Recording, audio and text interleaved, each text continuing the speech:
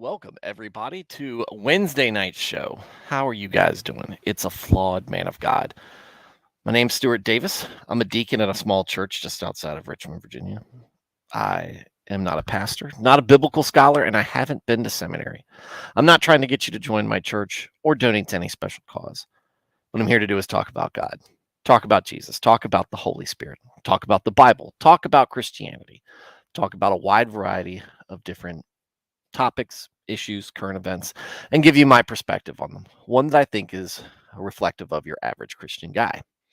I've been a Christian all my life, 40 years, non denominational Protestant. I don't subscribe to any particular doctrine or denomination. I'm just in the Word daily, trying to do it better day in and day out. Sometimes I'll get it right, many times I'll get it wrong. But no matter what, if I'm streaming on here, you're going to get my honest takes and thoughts wherever.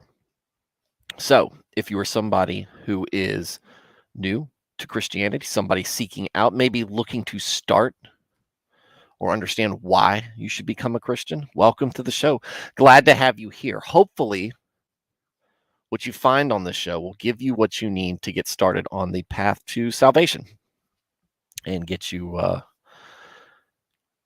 interested in maybe going to church and starting a relationship with God. Maybe you're already seeking Him in some way. Maybe if you're looking for some meaning to your existence, something more to it than just what you're experiencing here on earth. So, with that said, please disregard this absolutely awful introduction. I hate it when I screw these things up. Guys, look, this is a great Christian stream. It's one where you can find information out if you want to. It's very relaxed, very comfortable and informal. We're just here to talk about the faith, grow in it, learn from it, and support each other in it. We've got a great chat. We've got folks, they're piling in right now. I encourage you to join it. I encourage you to join it and give us your thoughts, opinions, and impressions on whatever we're talking about. Yeah, that's what we're going to do. That's what we're going to do. Have fun. And we're talking about Job, hotly anticipated book of the Bible that everybody has been anticipating. And finally, we are here. And we started off last night with a great guest, very well received. And I'm glad. I was a little nervous about it. I didn't know how technical he was going to be, or how well that was going to be received, how he was going to communicate that.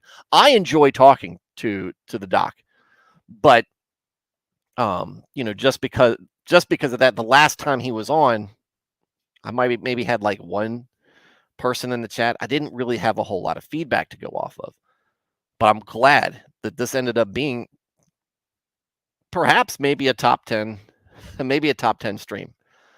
You guys are very engaged. You guys got a lot out of it. I think y'all appreciated it, and that's what I was happy about. And it was a subject he was excited and very well informed on. I didn't agree with single thing he said, but again, what he said, he came with receipts. He could back it up, and that's important. It's important to do that. And I was trying to steer it a little bit away from Calvinist bashing, because while I feel like I agree with him, I feel like it is, I didn't want to make that last part of the stream about Calvinists and the Reformed and how maybe I think that they're very wrong in their conclusions, or that they are agents of Satan of some sort, willingly or unwillingly, knowingly or unknowingly. Again, that's something I'll stand by. I have a lot of folks that I have come across that I've learned things from who are Reformed, and they are always very warm. I take that back. The ones that you talk to who are very serious about their beliefs and very knowledgeable about their and in control of their own faith, though they might disagree that they're in control of it.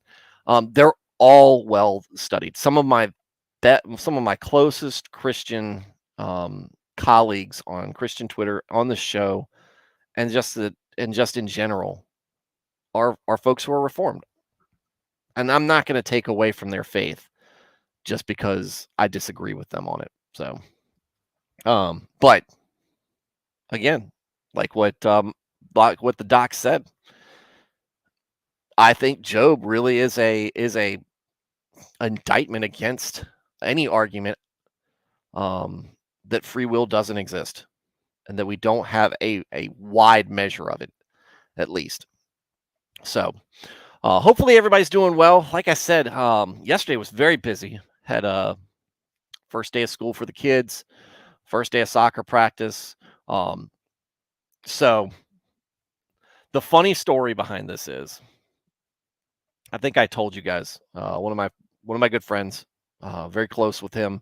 He recently got promoted to sergeant major, and one of his, I guess they worked together for a little bit, was one of the guys who is coaching with me this year, who also happens to be a pilot, who also happens to have been getting out of flight school and coming into the same battalion I was leaving the Army at.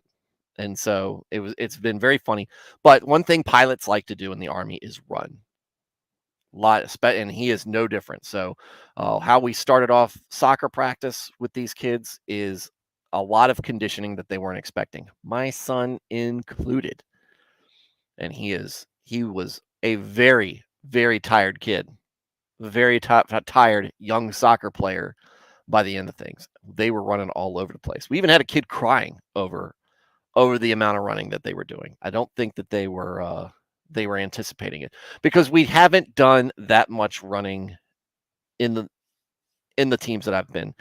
Obviously, you're running around doing drills, but actually you're doing laps, you're doing sprints, you're doing all this other stuff, and it is about having more energy than the other team who might not be conditioned very well. So, there we go. Blaine said, "Were you talking were you talking about the difference between an all-knowing God knowing what choice you'll make and you still making a decision, and how people conflate that into control?" A little bit. It was more along the line of how, and we'll get into that a little bit more. We'll get that in tonight. We're going to get into that tonight, basically why my conclusions are here. And I'll stop when we get to that point and say, like, this is what I'm talking about. This is what I mean. Or Blaine, you just go back and watch the episode. So anyway, my son got home. He was tired, but he was also a little down on himself. He was struggling to run. He said, "I'm not built for running." And I told him that it's important that, and I was very much the same way as him. I was not a runner, and I'm not a runner anymore. I should still be one. But the Army got me in shape on it. And they have a running club at his school, and he's now going to join it. And I told him to join it to get better and not to be the best, but just to learn from folks who are faster than him, who can run farther than him, and who can teach him. So that's a good. Come at it with humility. Teach your kids humility, even around their fellows. All right. Who's here? Veritax is here. Good evening. Matt Felty, how's it going? I saw you pop your head in last night. Veritex said, "I know you said you're non-denominational, but for a second there, I thought you were going old school Methodist on us. Don't scare me like that. I'm kidding." Yeah, definitely not a Methodist. In fact, I was cracking on Methodist today, and I've upset them. Oh, no, it wasn't Methodist. It wasn't the Methodist. It was the Mennonites I was cracking on today. Yeah, Methodist, Mennonites, they sound the same. Everyone should read Job at least once, Christian or not. I think I'll go further than that. I think everyone should continually go back to Job at different points. All parts of the Bible, yes. But I think that Job should be one that you are ready to go back to when you need kind of a reminder of your place in this world.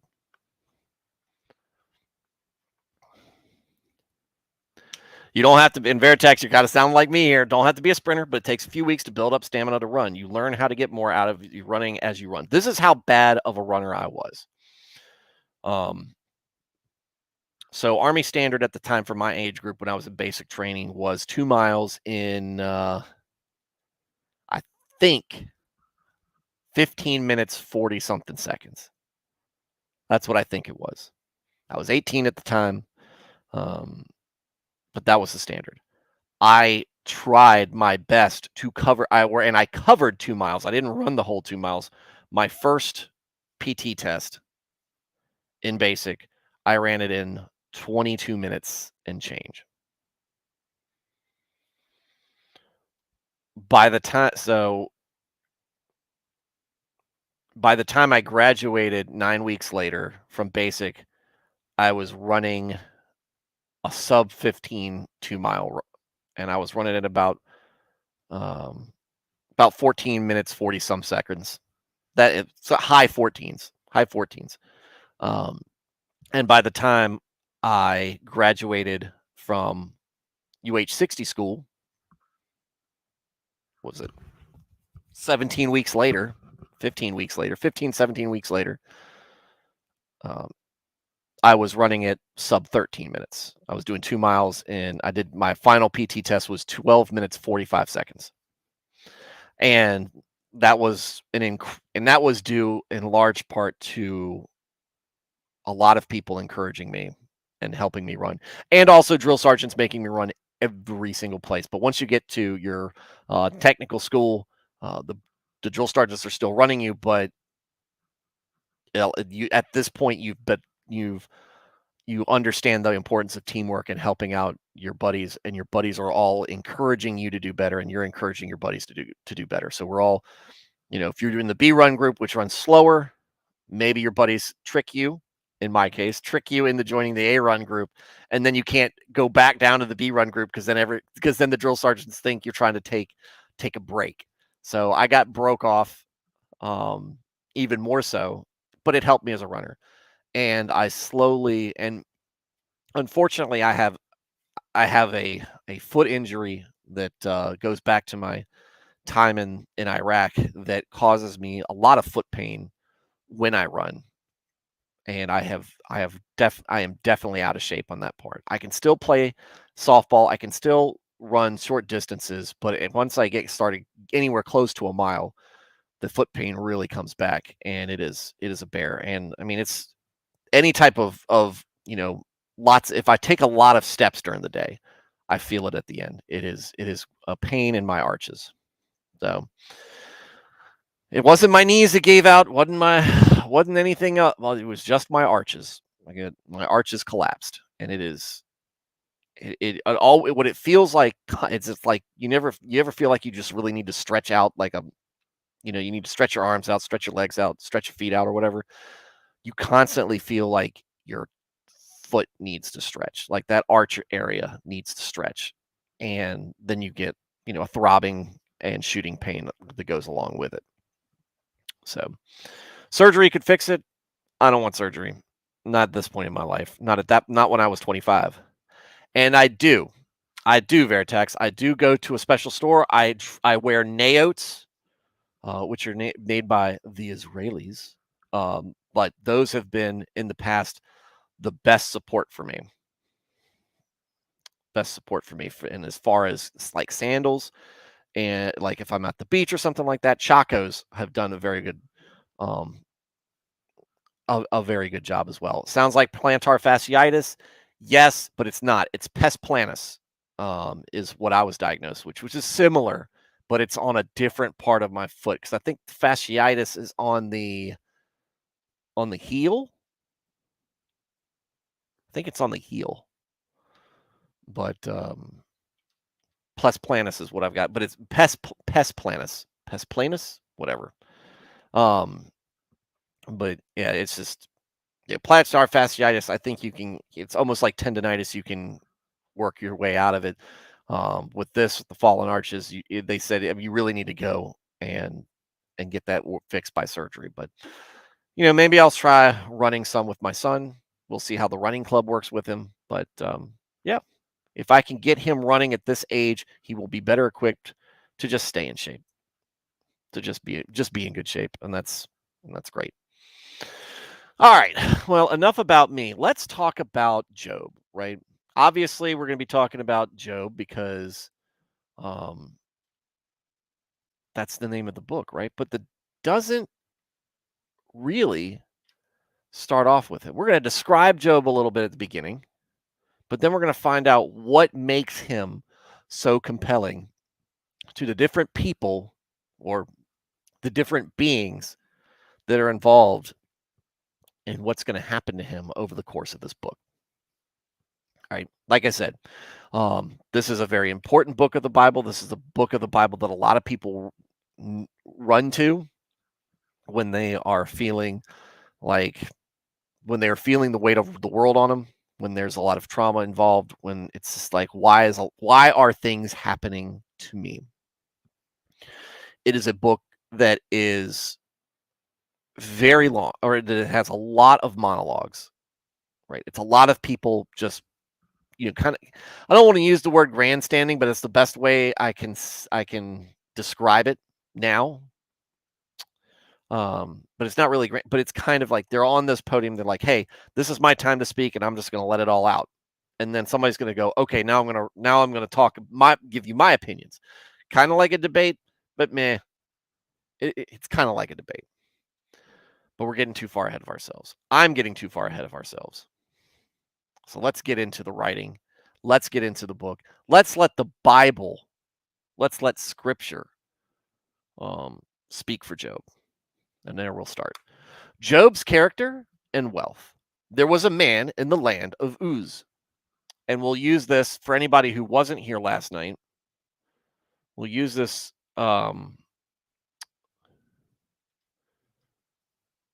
this great visual I found to kind of show where we're at. All right. So we've got Genesis here. Genesis goes from Genesis to the Exodus, right? And then we go from there. We've got let me remove myself from this. All right, so we have Genesis where we have Adam, and then we have Noah, and then we have Abraham. And if you look at this time period before 2000 BC, you see there's Job right here. So maybe some overlap with Abraham, some slight overlap with him, but I think for the most part, this is even before God's covenant with Abraham starts. Because remember, Christianity didn't start with Abraham. Christianity starts with Genesis. It starts with the beginning, and it starts with the first man. Useless on mobile. Take your word for it. Yeah, you can look. Yeah, it is. It is. It probably does show up a little small, but all right. So we've got Adam here, right? Adam has a relationship with God. Noah has a relationship with God. Noah's kids and descendants have relationships with God, and then some move away from it. We don't know who Job's parent, where Job lands in genealogy, but what we do know is that he's a good guy. So let's get back to the reading. Now that we've established that Job is after the flood. Yes, he is post flood. That's why I challenged the doc on it a little bit. It's like it's not the first book of the Bible. Genesis clearly is, but it's before Exodus chronologically. So, all right. There was a man in the land of Uz whose name was Job, and that man was blameless and upright, and one who feared God with reverence and abstained from and turned away from all evil because he honored God. I added a part with that. He turned away from evil because he honored God. 7 sons and 3 daughters were born to him. He also possessed 7,000 sheep, 3,000 camels, 500 yoke of oxen, 500 female donkeys, and a very great number of servants, so that this man was the greatest and wealthiest and most respected of all the men of the east in northern Arabia. His sons used to go in turn and feast in the house of each one of his oh, hang on. His sons used to go in turn and feast in the house of each one in his on his day, and they would send word and invite their three sisters to eat and drink with them. When the days of their feasting were over, Job would send for them and consecrate them, rising early in the morning and offering birth offerings according to the number of them all. For Job said, "It may be that my sons have sinned and cursed God in their hearts." Job did this all such times. Now there was a day when the sons of God, angels, came to present themselves before the Lord, and Satan, the adversary and accuser, also came among them. All right, so we're going to pause here for a second. So we have Job. Job's very rich and very blessed, but he's very blessed and he doesn't take it for granted. He's very righteous as well, to the point where he is making sure that he is covering for anything his sons might be doing. He cares. He cares about God. He cares about his family, right? He cares about his business. He cares about doing the right thing. He cares about being obedient. And so now we're having a point where the angels are expected to present themselves before God. And there we have Satan. It's really outside of Genesis, outside of the Garden of Eden, it's the first time we're really seeing Satan named in the Bible. And Satan also came among them. The Lord said to Satan, "From where have you come?" Then Satan answered the Lord, "From roaming around on the earth and from walking around on it." The Lord said to Satan, "Have you considered and reflected on my servant Job? For there is none like him on the earth, a blameless and upright man, one who fears God with reverence and abstains and turns away from evil, because he honors God." Then Satan answered the Lord, "Does Job fear God for nothing? Have you not put a hedge of protection around him and his house and all that he has on every side? You have blessed the work of his hands and conferred prosperity and happiness upon him, and his possessions have increased in the land. But put forth your hand now and touch and destroy all that he has, and he will surely curse you to your face." And then the Lord said to Satan, "Behold, all that Job has is in your power. Only do not put your hand on the man himself." So Satan departed from the presence of the Lord.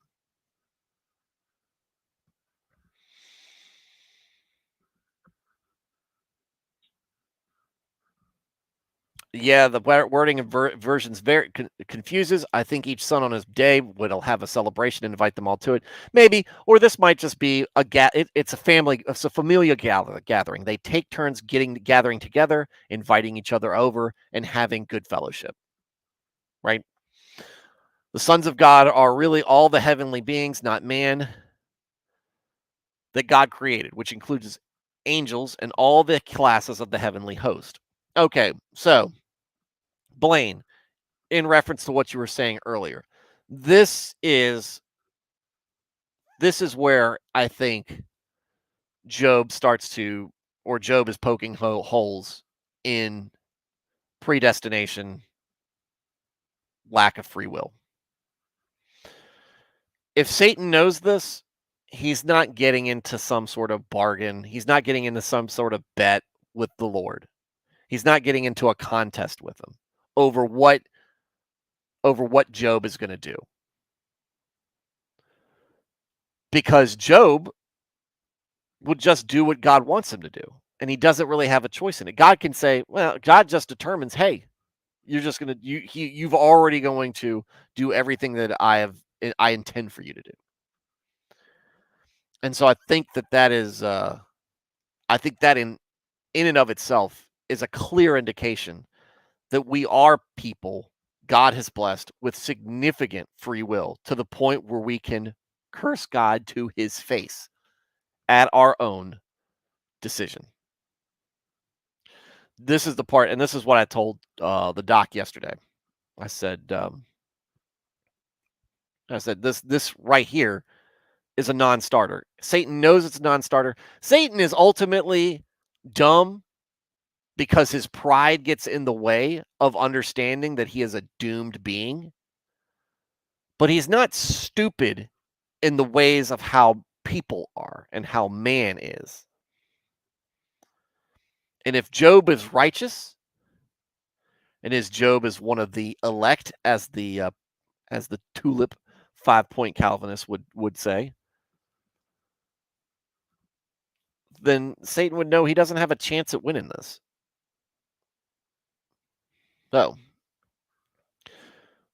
So here's what ultimately happens. Satan has to present himself. God asks him to make an accounting for himself. This is all, going through the motions. God already knows. But Satan, roaming around, walking to and fro. I've been hanging around. And then God says, maybe you should take a look at my servant Job, my man's right over there. Do you see him? This is a man who has everything, all the reasons to be prideful, but he's not. All the reasons to take who I am for granted, but he doesn't. He's obedient. He abstains from sin. He honors me, and he loves his family. And Satan goes, well, that's easy to do. You've given him everything. He's got no reason. He's got no reason to abandon that. He knows that you are he knows you're the golden goose. So of course he's going to do this. Now, and this is Satan trying to be slick, but we all know that Job is kind of singular among men in this regard. At least at this point that we're really talking about in the Bible. Noah was flawed, Adam was flawed, Abraham, Isaac, Jacob, Joseph, we can have arguments about it. I think Joseph's really kind of in that Job, Daniel area of guys who are just uniquely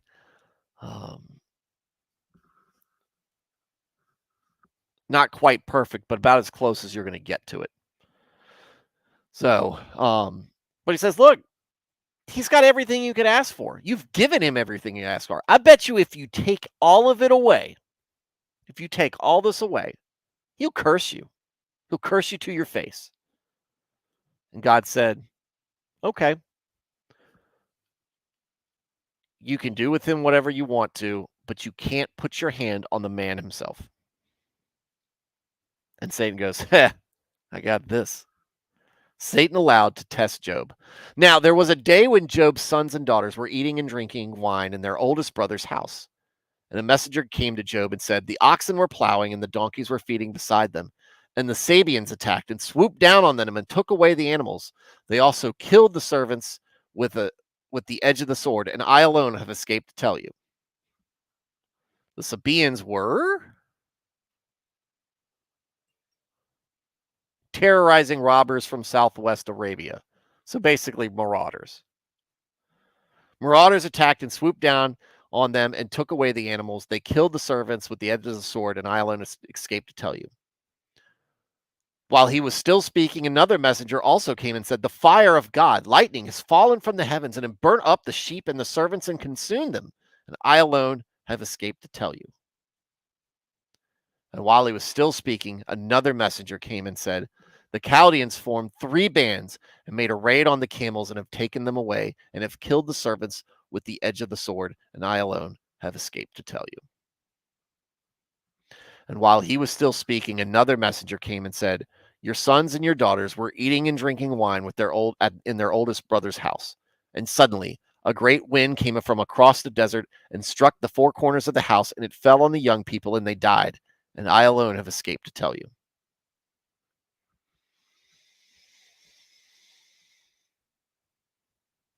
Remember when we said life comes at you fast about Haman? It came even faster for Job. Job's on the top of the world. He's got everything he could ever ask for. And now it seems like it's all getting taken away. It starts off with his oxen and some of his employees, which, if he's a righteous man, he cares deeply for and treats well. Marauders come out, steal the oxen, put the servants to the sword. One man gets away to send the message. He doesn't even finish getting that out of his mouth before another messenger shows up. And then he reports. Same thing happens with his sheep. Sheep get stolen. No, wait. No. Sheep aren't getting stolen. Sheep are turned into veal and lamb chops, but and all the servants are killed as well. The fire from God, lightning is what they're saying. So a great storm. Satan has brought down lightning on this flock of livestock, and they're all dead. And all the servants except for one as well. Before he's even done doing that, another servant shows up. This is one right after another. Chaldeans came up, made a raid, took the camels, killed all your servants except for me. And then the worst news happens. This man has already lost basically all of his possessions. One fell swoop. Within what? Span of some minutes, he's gone from being one of the richest to having just his family and a handful of servants that have escaped. And then your sons and daughters, they were at your oldest son's house. Storm comes out and has flattened the house that they were on and killed everyone inside. Your sons and daughters, they probably have their own kids, so grandkids in there. They're all dead. And that really, this is where it gets real. A righteous man can be able to handle the loss of worldly possessions. But how does one say, but how does one deal with the loss of your kids? And not just one or two, even 10 children and their families. And like I said, likely grandchildren as well. At least one entire generation just wiped out. It's ugly and upsetting. And the amount of despair is, I can't even imagine the amount of despair I would feel.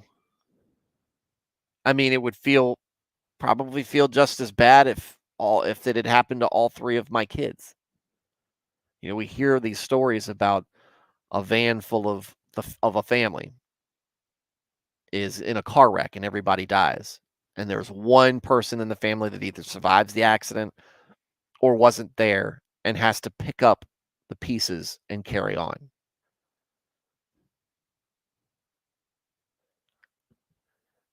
Everybody's gone, except for his wife. We'll hear from her later.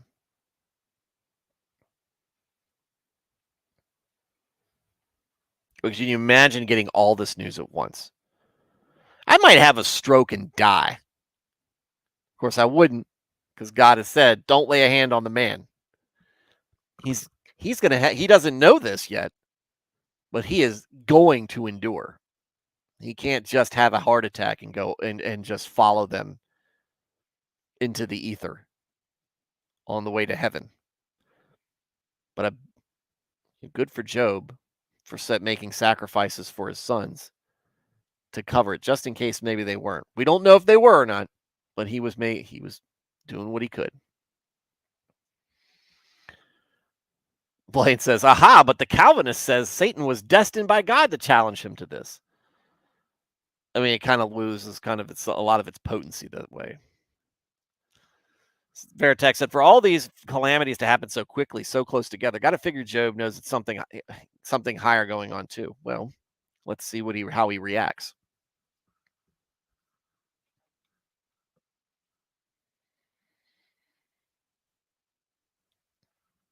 Then Job got up and tore his robe and shaved his head in mourning for the children.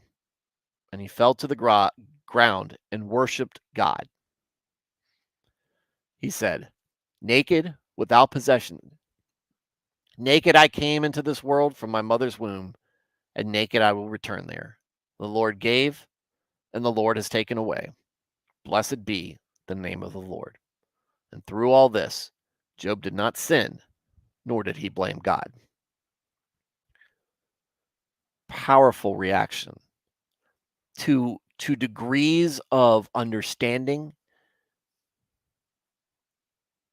and faith in God that are hard to really comprehend. How many of you think y'all would have persevered in this way? He didn't take a long time. This isn't days. He got up, showed the expression of just tearing his robe. You know, this is an expression of this deep despair and upset, um, and being upset. Shaved his head in mourning, and then falls to the ground and worships God. Naked I came, naked I'll leave. Lord is given, the Lord takes away. Blessed be the name of the Lord. What else can you do? That's more than we would expect from anybody. That's unimaginable levels above what we would expect from people who had just gone through this. Deep depression, going through the stages of grief. He doesn't go through any of those. He immediately goes to acceptance. Maybe some depression. Maybe. But his faith tells him, like you said, Veritax, he knows something higher is going on. The Lord gave and the Lord has taken away. This is what this tells you in the first chapter more than the first few verses do what kind of man we're dealing with.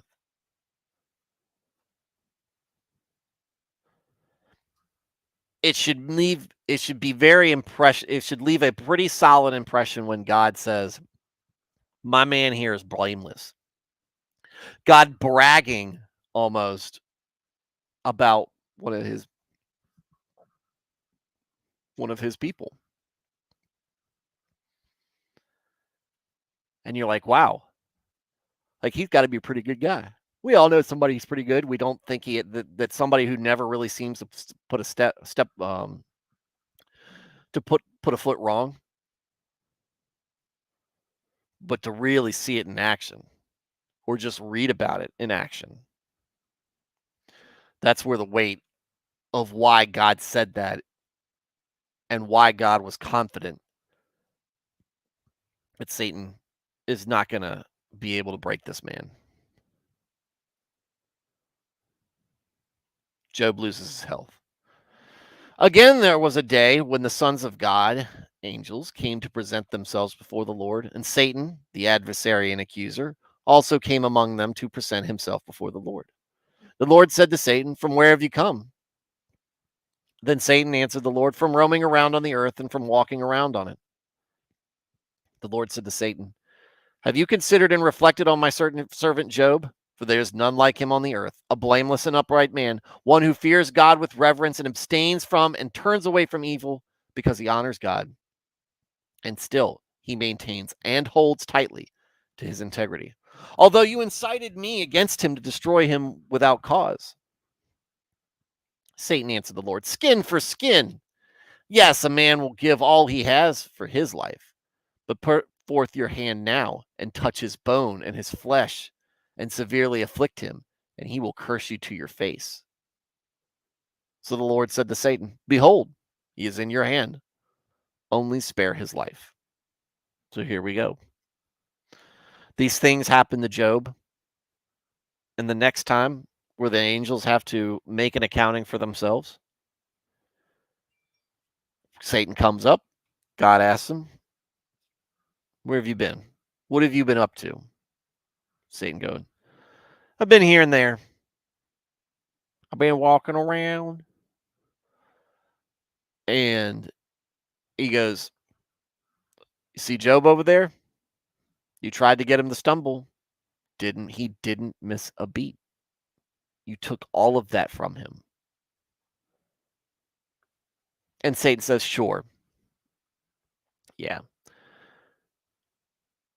We didn't really do everything we could. This was all very quick. It wasn't him. He still has his life. He still has his health. But if you afflict him, if you make him sick and miserable and in pain, he'll break. He'll break." Now, for me personally, if you had me ask me to pick which I would do, I would take afflicting me over my kids. But Satan's stupid in that regard. Satan doesn't understand that. It is beyond him. It's why he is the way that he is.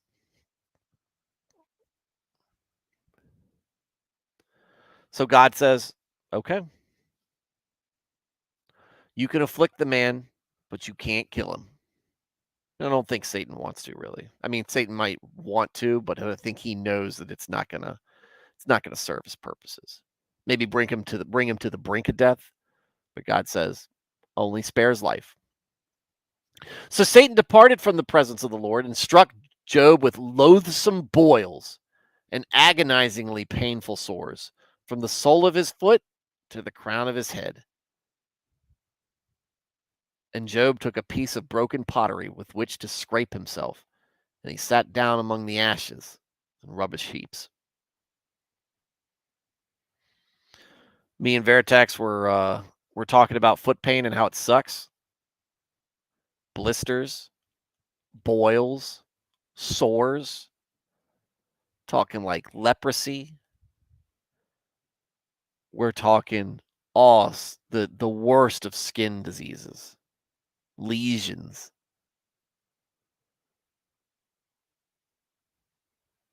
And he scrapes himself. I mean, this is a painful and gross thing to picture in your mind, but picture it. This is what he's going through. He's lost his family, and now he has this. He's lost all of his possessions. And even after he worships God, he still ends up afflicted with boils and sores. And here we come. Here we come to the part where we realize he's not completely alone. Then his wife said to him, "Do you still cling to your integrity and your faith and trust in God without blaming him? Curse God and die." But he said to her, "You speak as one of the spiritually foolish women speaks, ignorant and oblivious to God's will. Shall we indeed accept only good from God and not also accept adversity and disaster?" And in spite of all this, Job did not sin with words from his lips. So his wife, now imagine this. His wife has gone through all of this as well. She's watched her family die, her kids, her grandkids, dead, all of them. What possessions and wealth they had, it's gone. And now her husband, he is a mess physically. She probably won't even get near him. He is in pain, and she is probably trying to help him with through his pain while they're both mourning so much. And it gets the better of him. Just curse God and die. You're a miserable creature sitting there. God has given you no reason to treat you like this. So tell him off. Tell him off and go out and leave this plane. And Job says, "You stupid woman. Are we only going to take blessings from God? What does that make us? What does that make us if we only expect great blessings? And he did not sin with words from his lips. Now, when Job's 3 friends heard of all this adversity that had come upon him, each one came from his own place. Eliphaz the Temanite, Bildad the Shuhite, and Zophar the Naamite, or the Naamathite. For they had made an appointment to come together and to come sympathize with him and comfort him. When they looked from a distance and did not recognize him because of his disfigurement, they raised their voices and wept, and each one tore his robe in grief, and they threw dust over their heads toward the sky in sorrow. So they sat down on the ground with Job for 7 days and 7 nights, and no one spoke a word to him, for they saw that his pain was very great.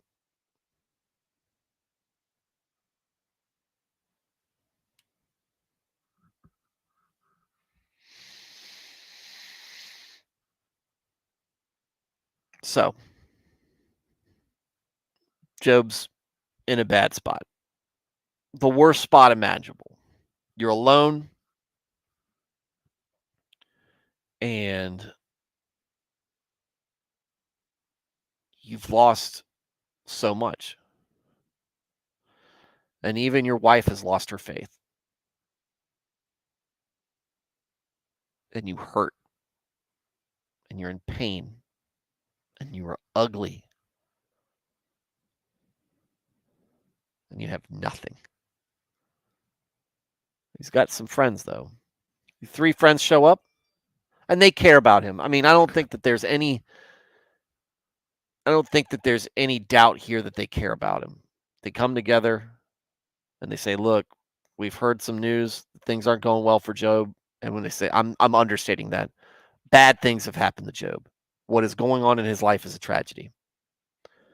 And when they see him from a distance, they can't recognize him because he's so disfigured from what Satan has afflicted him with that they cry and they tear their robes in grief. And it's, I wonder, and Veritex said, I wonder if this first shared pity party in Scripture when Job's friends come and throw dust in the air. I think they're genuinely sorrowful. Nobody wants to see their friend go through this. I was talking about my buddy that I'm very close with. If anything happened like this, I would be beside myself in grief, not only for who he lost and what he lost, but for him having to go through it alone. But here's something important. We're going to get a lot of lessons out of Job, but here's one that I never thought of until my pastor brought it up. Through our lives, we're going to go through things.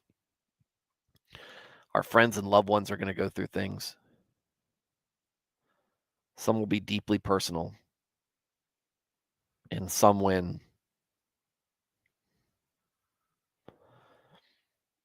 And some will go through things that we can't really imagine, right?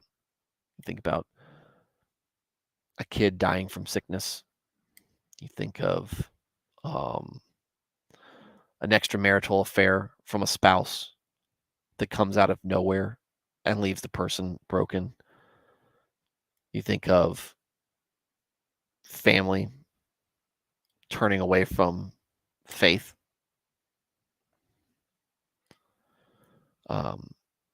These are things that maybe you have no experience with. So the pastor said, people going through tough times don't always need or want to hear you say anything. Sometimes all they want is you to be there. And Job going through all this, his friends show up, and he has gone through so much. They just sit down for a week and they say nothing. They're just there with him. They're there for him. What we're going to hear from Eliphaz, Bildad, and Zophar is not going to be maybe the correct thing to say. They're going to give him bad advice. They might blame him unnecessarily. They're going to have their opinions. But they care about him. That's why they're there. If they were there to make him feel bad, they wouldn't be doing this.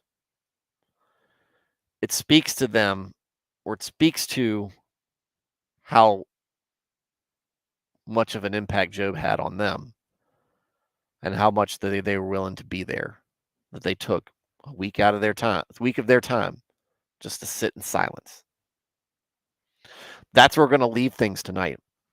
Tomorrow night I'm going to be gone. I've got a ceremony for a friend I've got to go to. And I don't know how long that's going to be, but we're going to dinner afterwards. And so we're just going to have a lot going on. So when we talk about this probably on Monday, we're really going to get into Job lamenting, talking about things, and then his friends start to talk to him and give him their perspective. Job's going to be heavy. But I want you guys to keep in mind as we go through this, what is Job going through? Why is he going through it? How is he responding to things? And I think that all of you guys who are in this who are in the chat, the ones who I talked to, I think all of you are intelligent and honest enough to kind of be able to put yourself in Job's shoes for a minute and deal with whatever it is that you've had to deal with in life, whether it's loneliness, grief, loss of a spouse, loved one, a child, maybe, loneliness. Who knows? What are your burdens? And what do you do with them? How do you reconcile that they exist? Do you blame God? Do you blame yourself? What do you do? I want you to keep that in mind as we go through Job, because I think that if you haven't been through it before, it will help you. All right. So kind of a quiet night. I was expecting more people here. But we did have a good big old crowd yesterday. And that was good. So to Veritax, Blaine, MR, and Matt Felty, thanks for being in the chat. Thanks for your contributions. Thanks for giving me your attention. And I'm glad to have you here for this. Before I do that, I really let me put this here. Veritax says, "Yeah, when I lost my wife, I never knew I could hurt that much. What Job went through makes that pale by comparison." Yeah, because you can just pile onto that, right? How bad does that feel? Okay, let's add, because it's not just it's not just seeing his wife fall, but it's his oldest son gone, his second oldest son gone, third oldest son gone, fourth oldest son gone, fifth, sixth, seventh, all the memories, all the love, all the caring, each one of them hits individually, even if they were all gone on the side. And his three daughters, 1, 2, and 3, gone. You talk about the first kid is special, your daughter is special, your son is special. Dude, they all matter. They all matter to you. And it is killer to have to deal with them not being around. It puts people in awful places, dark places, and places where they may blame God. A lady at my church, great lady, Husband's his husband's a trip. He is great. Good leader in our church. 3 sons. One died of cancer when he was in high school. Came out of from what I understand, it came out of nowhere. That son was my brother's age. I didn't know much about it. I knew that he had died. I just didn't know. I don't know all the details behind it. She gave her testimony one day about it, and she said, "What I went through, I was mad at God. I was angry with him." And she wouldn't be any different from many other folks in Scripture talking about that. How she dealt with it as she worked through it was beautiful to hear. But Job doesn't even go down that path like that. But he is going to go into a dark place. Veritex, it's not just the big memories, all the little events that contribute to life that we take for granted. Yeah. Yeah. Yeah. My brother's still around. My parents are still around. My wife and my kids, thank God they're all still around. Even losing a close cousin, which I have a couple of times, but losing a close cousin, the one I was closest to, my cousin that I was closest to, it's like you said, those little that's he's not somebody who was around in my life all the time. We got together when we could, but it's kind of like, you see something and it makes you think of him, or something happens and you're like, man, I really want to tell him that, but you can't. You want to reach out and have an interaction with this person and they're not there.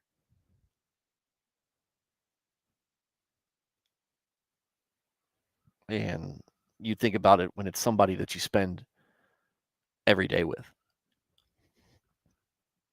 Grief is real. It's powerful, and it can consume you.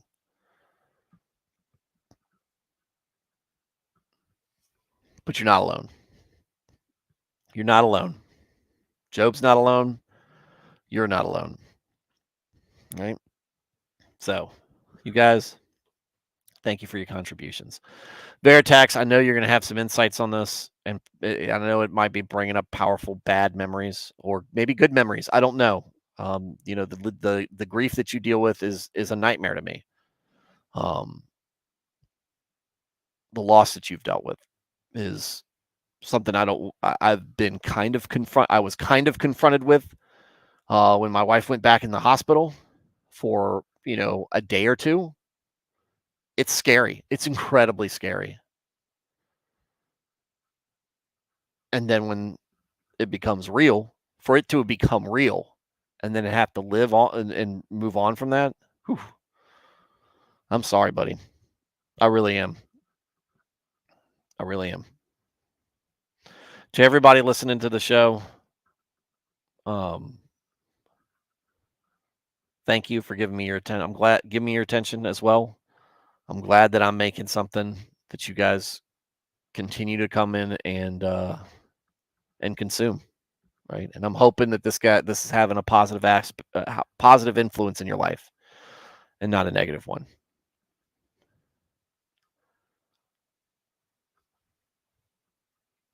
To everybody catching this on the replay, hope to catch you live.